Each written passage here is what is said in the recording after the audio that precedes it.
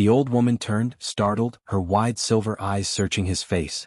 Up close, she looked even more fragile, skin thin as parchment, hands trembling as they clutched the ornate cane. But her clothes, they were unmistakable. Fine silks, threads that shimmered faintly with embedded microtech. No one wore garments like that in the Nexus district.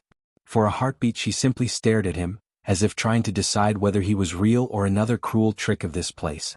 Then, in a voice soft but steady, she said, I seem to have lost my escort. If you could take me somewhere safe, young man, I would be most grateful. Jax hesitated. His gut told him to pedal away. An upper-tier alien in this cesspit? She was bound to have enemies, or worse, bodyguards who'd blame the nearest dirt blood for her disappearance. Getting involved was a shortcut to trouble. And yet, he saw the way the crowd ignored her, the way her frail shoulders shook as another Krell merchant barked past, nearly knocking her aside. He remembered his grandmother's hands, old and trembling, back on the farm before Earth became just another casualty of corporate wars. Jax exhaled sharply through his nose. Hop on the back. Don't have all day. Her lips curved into the faintest smile as she climbed onto the trike, surprisingly steady for her age. She sat with an air of quiet dignity, cane resting across her lap, as though even the grime-choked streets of Nexus couldn't strip her of poise. Where to? Jax asked, steering them into the traffic flow. Celestial Heights, she replied without hesitation. Jax nearly swerved into a vendor's stall. Celestial Heights was as far from Nexus as stars from the gutter, a fortress of the wealthy and powerful. He'd never set foot within its gleaming towers, and just the thought of showing up there on his rust-eaten trike with a highborn passenger made his throat go dry. You sure about that? He muttered. Her golden eyes glinted. Quite sure. And I promise you, boy, helping me today will change your life. Jax tightened his grip on the handlebars. In Nexus, promises like that usually meant death. But something in her tone wasn't a threat. It was a certainty. Humans are uncommon here, she observed, her melodic voice carrying easily over the rumble of the trike. Jax shrugged, weaving past a cluster of vexed scavengers bartering over scrap. That's one way of putting it. Most folks here either pretend we don't exist, or remind us we shouldn't. The woman's golden eyes lingered on him, thoughtful. And yet here you are. Working. Surviving. Helping a stranger when no one else would. Jax smirked, keeping his gaze on the road. Guess I'm just bad at minding my own business. She chuckled softly, a sound like wind chimes. Or perhaps good at recognizing when destiny presents itself. Jax frowned at that, but before he could reply, the scenery around them began to change. The cracked ferrocrete of the Nexus gave way to smoother streets. Neon graffiti thinned out, replaced by gleaming walls etched with alien glyphs. Security drones floated overhead, scanning passers-by with cold precision. The air smelled cleaner, the crowds quieter, better dressed. They were entering the upper tiers. Jax felt the stares before he saw them. Merchants, clerks, and guards eyeing his battered trike with open disdain. His shoulders tightened. We're going to get stopped if we go much farther. Humans don't exactly get rolling invitations to the heights. Keep going, the woman said calmly, her hand tightening slightly on his shoulder. You're with me. Jax swallowed hard but pressed on, the trike rattling awkwardly as the streets grew too smooth for its old wheels. When they finally reached a massive archway guarded by two towering insectoid sentries, Jax slowed, half expecting to be blasted off the seat. Instead, the sentries bowed. Bowed? To the old woman. Jax's mouth went dry. The woman slid gracefully from the trike, adjusting her cane. You have my gratitude, young man, she said, her golden eyes glinting as though lit from within. I am Lady Vara Luminera, matriarch of this estate. You have shown kindness where others showed indifference. That is not something I forget. Jax blinked. His brain struggled to reconcile the frail old woman he'd picked up from a filthy intersection with the name that carried weight across the station. Wait, you're a Luminera? Her smile deepened, equal parts warmth and mystery. Indeed. And perhaps, if you're willing, this will not be the last time our paths cross. As guards moved to escort her inside, Jax felt the weight of a dozen curious stares. For the first time in his life, he wasn't invisible in the upper districts. And he couldn't shake the feeling that he'd just stumbled into something far larger than himself. The young woman who entered had the same violet skin as Lady Elia, but where age had carved delicate lines into the matriarch's features. Her granddaughter's face was smooth, radiant, and alive with quiet confidence. Her golden eyes, brighter, sharper than her grandmother's, locked on Jax with an intensity that made his chest tighten. She wore a flowing tunic of pale silver that shimmered as she moved, a garment far too fine for anyone Jax had ever shared a room with. Yet she carried herself not with arrogance, but with a kind of self-assurance that suggested she was very aware of the weight her family name carried. "Grandmother," she said warmly, bowing her head slightly. "You've returned. We were worried." Lady Elia waved a dismissive hand. "No need. I had a guide after all." She gestured to Jax. "This is Jax Harrow. He helped me when no one else would." The girl's gaze flicked back to him, and Jax suddenly felt very aware of his sweat-stained shirt, the grime on his boots, the grease stains that never quite left his hands no matter how much he scrubbed. Her lips curved into a small, curious smile. "A human? I've only ever seen a few and never one in person. You're taller than I expected." Jax scratched the back of his neck, muttering, "Guess I get that a lot." Lady Elia's eyes twinkled as she watched the exchange. "Jax, this is my granddaughter, Soraya. She has inherited far too much of my curiosity. Perhaps you two might find you have more in common than you think." Servants laid steaming platters across the table, foods Jax had never even smelled before, rich with spices and textures that made his stomach growl despite his nerves. As they sat, Soraya leaned forward slightly, studying him with open interest. "Tell me, Jax Harrow, what is it really like in the Nexus District? They say it's dangerous, chaotic. But I suspect it's also alive in a way the Heights can never be." Jax blinked at her. Nobody from Celestial Heights ever asked about the Nexus, at least not like this. Not with genuine curiosity, as though the slums might hold something worth knowing. Lady Elia sipped her drink, watching them both over the rim of her glass, a knowing smile playing at her lips. The Meridian Grammys graduation ceremony buzzed with the chatter of the station's elite. Holographic displays floated above the amphitheater, showcasing the achievements of each graduate while proud families filled the tiered seating. Jax Harrow stood tall in his formal attire, the midnight blue uniform accentuating his broad shoulders and disciplined frame. At 23 he had grown into himself, gone was the awkward teenager from the Nexus slums. His chestnut hair was neatly trimmed, and his once weary eyes now gleamed with confidence and purpose. Few in the crowd knew the full story. Fewer still would have believed it. That a boy from the gutter districts dismissed as dirt blood had clawed his way into the Grammys' most prestigious program. That he had not only survived but excelled, earning marks that placed him alongside the station's brightest minds.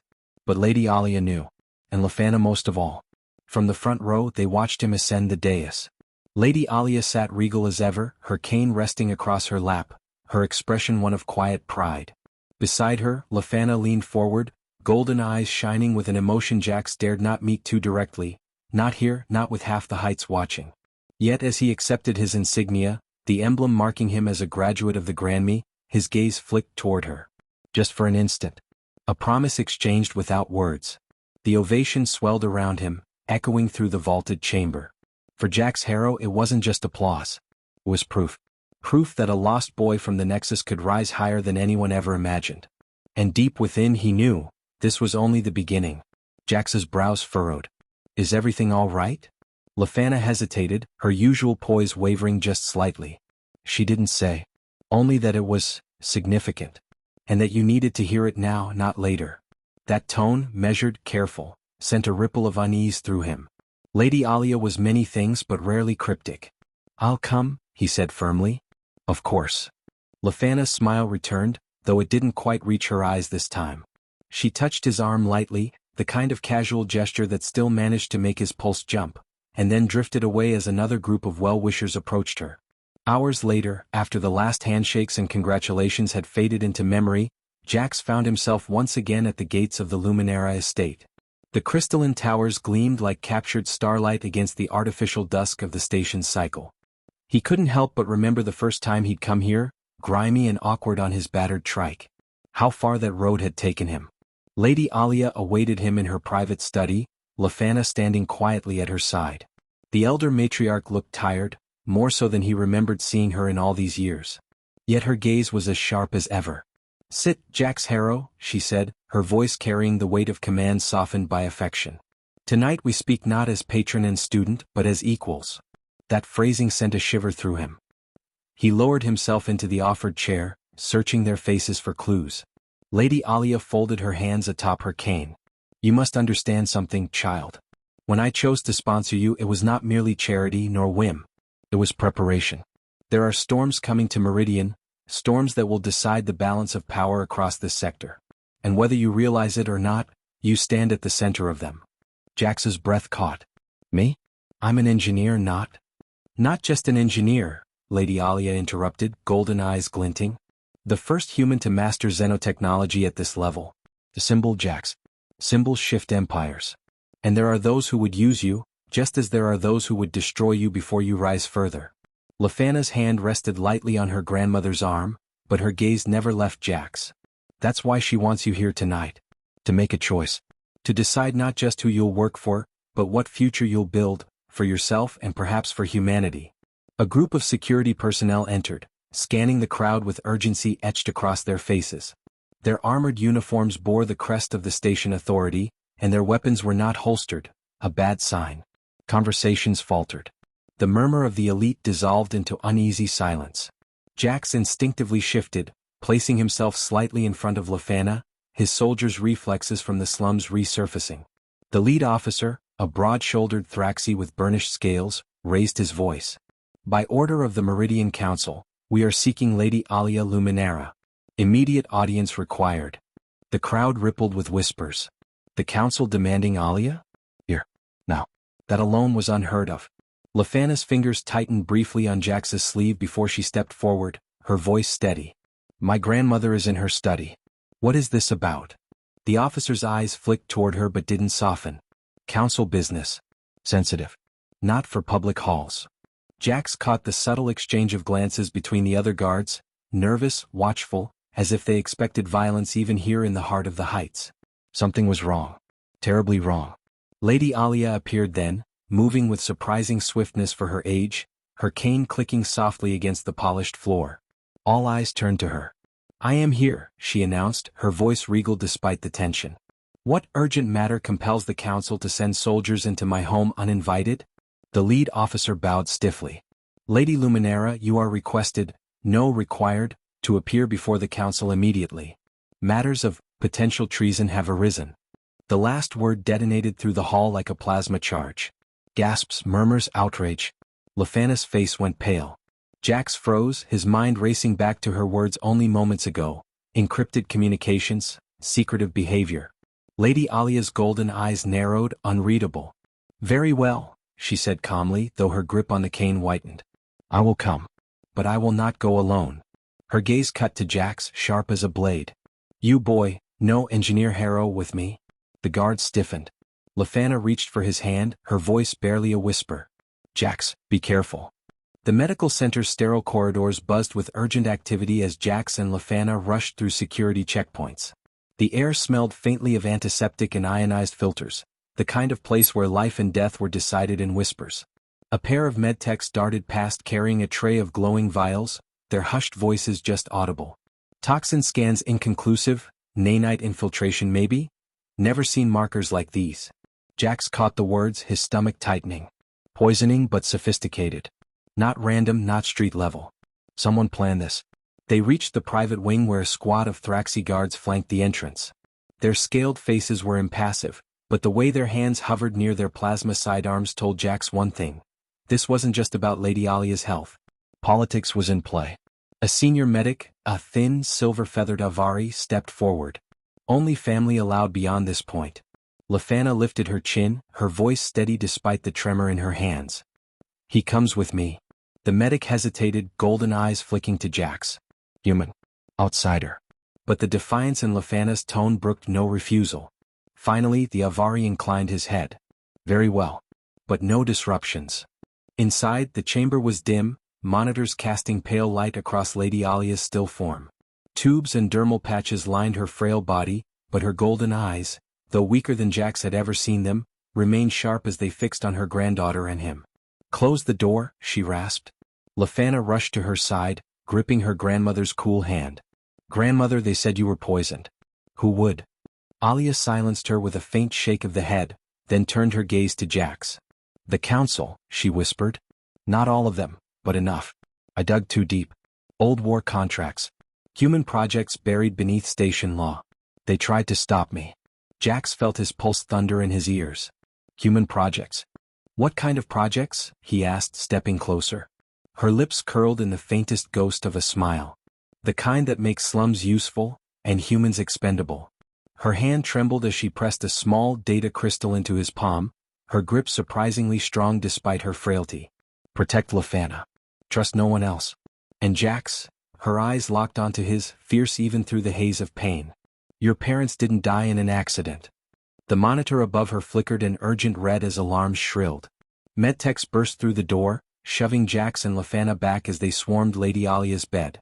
Jax stared at the crystal in his hand, his world tilting on its axis. If Alia was right, then his entire life, the slums, the academy, even this very moment, had been engineered. The safe room, Lady Alia rasped, each word laced with effort.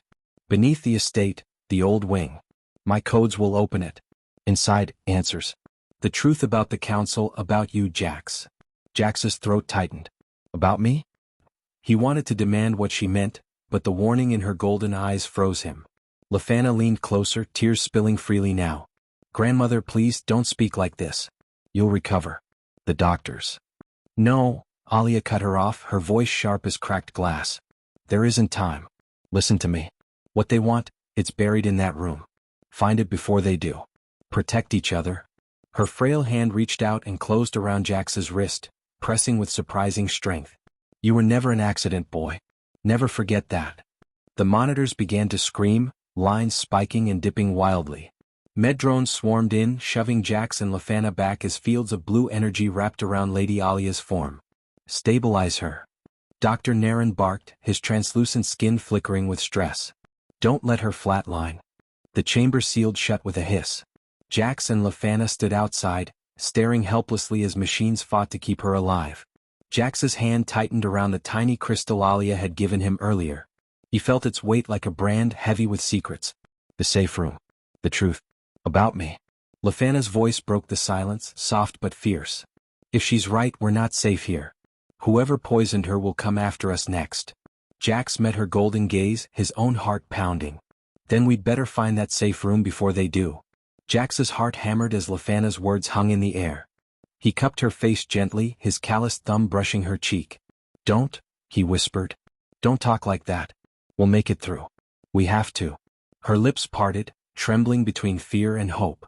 For one suspended moment, the sterile waiting room, the hum of machines, the shadow of danger, all of it faded away. There was only her golden gaze locked with his. Then she kissed him. Soft, hesitant at first, then with a rush of urgency, as though both of them knew time was slipping like sand through their fingers. Jax pulled her closer, deepening the kiss, letting 6 years of suppressed feeling finally break free. When they parted, breathless, Lafana pressed her forehead to his. Then promise me. Whatever we find in that lab, whatever secret she was hiding, we face it together. Jax nodded, his grip tightening around the glowing pendant Lady Alia had entrusted to him. Together. A chime at the far end of the corridor made them both stiffen. Station guards. A squad of black-armored enforcers moved with military precision, too organized to be simple investigators. Their helmets swept the room with scanning visors. By order of the Meridian Council, the lead officer announced, the human Jax Harrow is to be detained for questioning regarding Lady Alia Luminara's poisoning. Lafana's hand flew to her mouth, shock flashing across her features. Jax felt his blood run cold. Of course. They weren't going to wait for answers. They'd pinned this on him. 2 guards broke off, advancing on their position. Jax leaned toward Lafana, voice low, urgent.